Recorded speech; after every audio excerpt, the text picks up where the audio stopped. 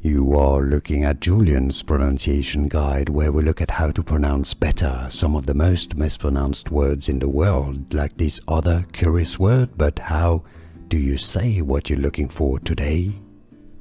Let's learn once and for all how to pronounce this girl's name correctly. If you want to learn more confusing names pronounced, make sure to stay tuned.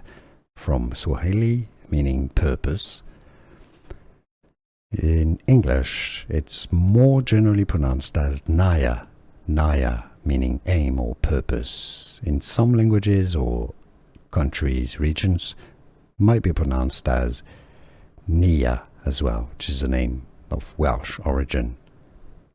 How do you pronounce it, Niyah or Niyah? Let us know in the comments and where you're from, so we know a bit better how to pronounce it correctly. Here are more videos on how to pronounce more confusing words and names too many mispronounced. Like this video if you found it useful. I appreciate your support. I'll see you soon and thanks for watching.